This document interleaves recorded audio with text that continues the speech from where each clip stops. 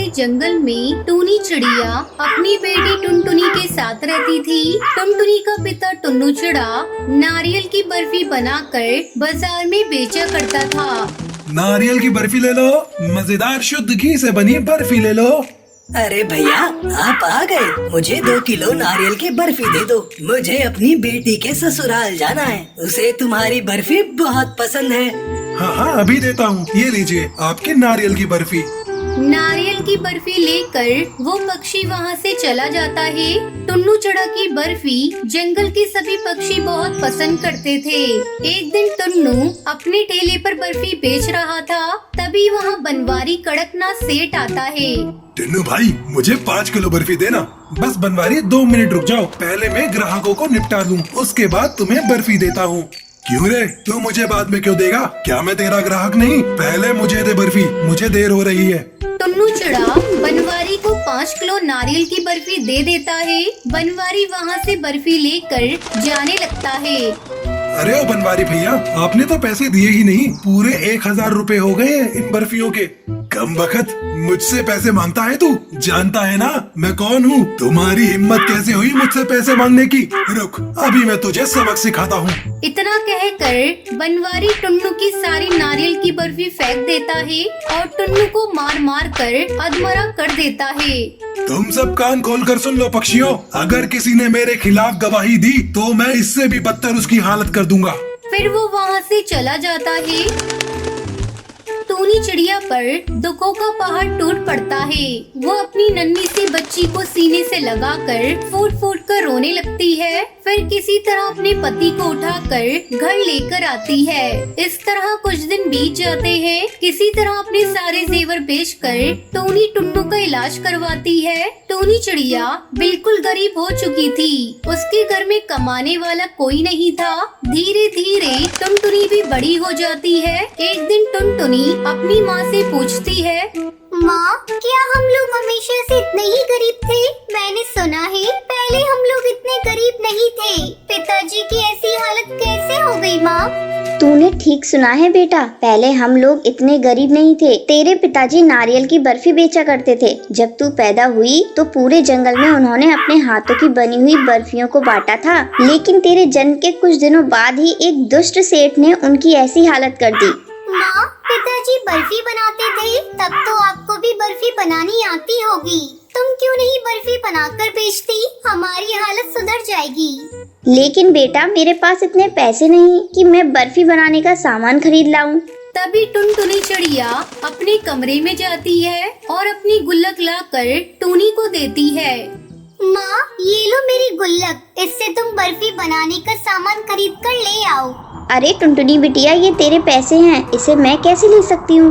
माँ, अभी तुम इसे ले लो। जब बर्फी बेचकर तुम्हारे पास पैसे आ जाएंगे तो मुझे दे देना। टूनी चिड़िया गुल्लक के पैसों से बर्फी बनाने का सामान खरीद कर लाती है और उससे बर्फी बनाती है। फिर अगले दिन जंगल में घूम घूम कर बर्फियों को बेचने लगती है। नारियल की बर्फी ले लो, बर्फी स्वादिष्ट ताजी बर्फी ले लो बहन। अरे ओ बर्फी वाली, जरा इधर तो आना, मुझे 2 किलो बर्फी देना। जल्दी टूनी चिड़िया की सारी बर्फी बिक जाती है। टुनटुनी चिड़िया खुशी खुशी अपनी माँ के पास आती है।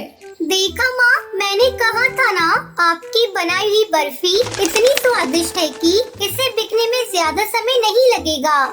ये सब देखकर टुन्नू चिड़ा बहुत खुश होता है। इस तरह टूनी चिड़िया बर्फियों को बेचकर खुशी खुशी अपने परिवार के साथ रहने लगती है। रामपुर के गांव में कालू नाम का एक गरीब कौवा रहता था। वो जंगल का सबसे गरीब पक्षी था। कालू कौवा अपनी पत्नी टुनटुनी चिड़िया और बेटी पिंकी चिड़िया के साथ रहता था। एक दिन, सुनो जी, तुम एक काम क्यों नहीं करते? इस गांव में तो कोई काम मिलने से रहा, तुम वो नदी के पार वाले गांव में भी तो जाकर कोई काम ढूंढ सकते हो, शायद कोई काम मिल जाए। पर टुनटुनी, उस जंगल का रास्ता बहुत खराब है। पर कुछ तो करना पड़ेगा जी।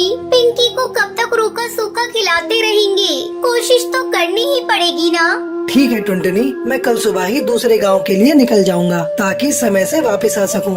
जी, मैं भी चलती हूँ आपके साथ। जब तक पिंकी स्कूल से आएगी तब तक हम वापस आ जाएंगे।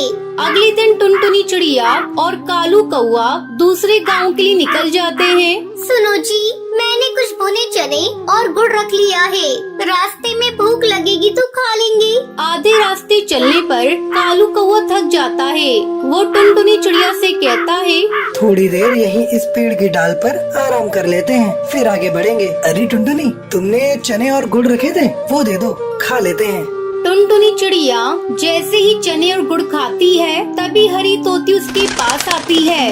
बहन, क्या थोड़े से गुड़ और चने मुझे दे सकती हो? मैं बहुत भूखी हूँ। मैंने बहुत दिनों से कुछ नहीं खाया है। तुम्हारी बड़ी मेहरबानी होगी।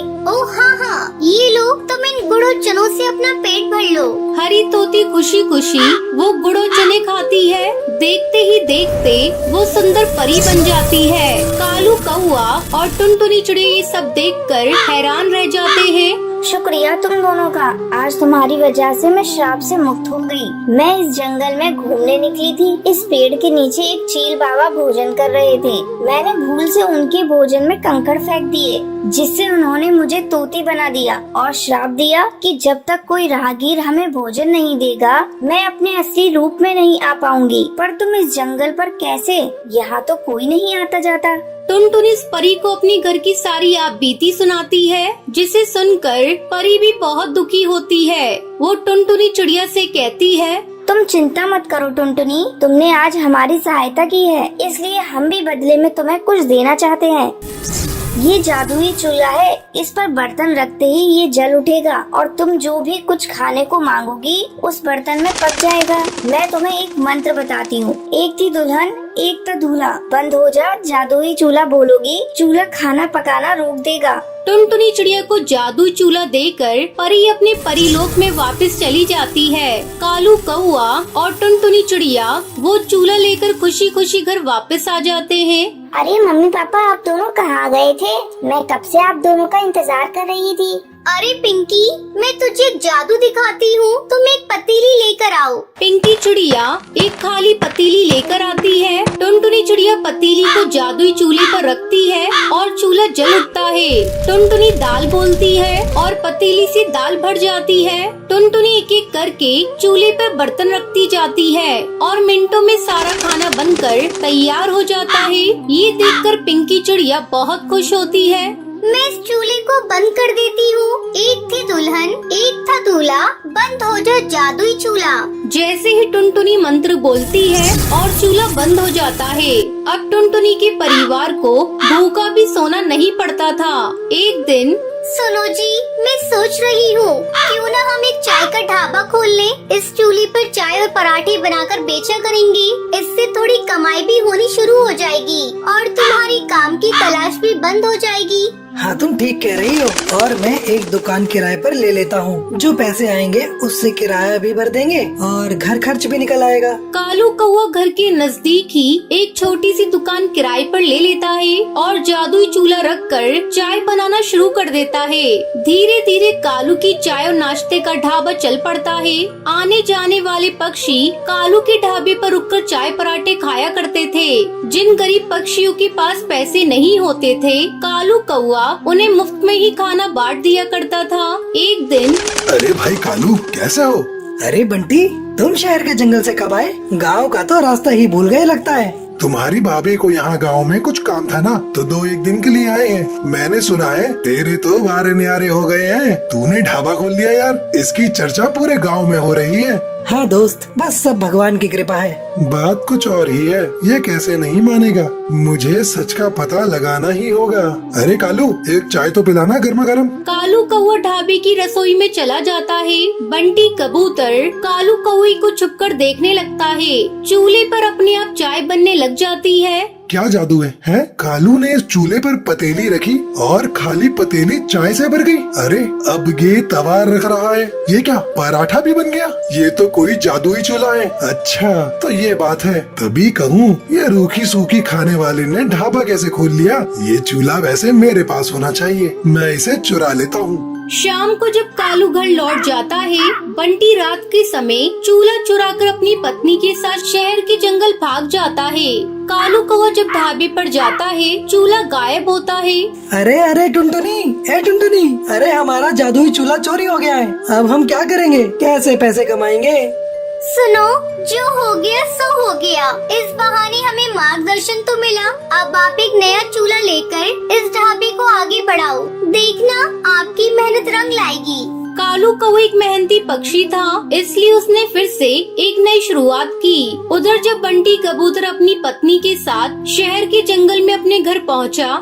जाओ बबली, एक खाली पतीली ले आओ। अभी तुम्हें इस चूल्हे का जादू दिखाता हूँ। जादुई चूल्हे, मुझे पुलाव चाहिए। चूल्हे पर बर्तन रखकर बंटी ने जैसे ही पुलाव बोला, चूल्हा जलने लगा और पुलाव बनता चला गया। बंटी चूल्हे को फूंक मार मार कर बंद करता रहा, पर वो बंद ही नहीं हो रहा था।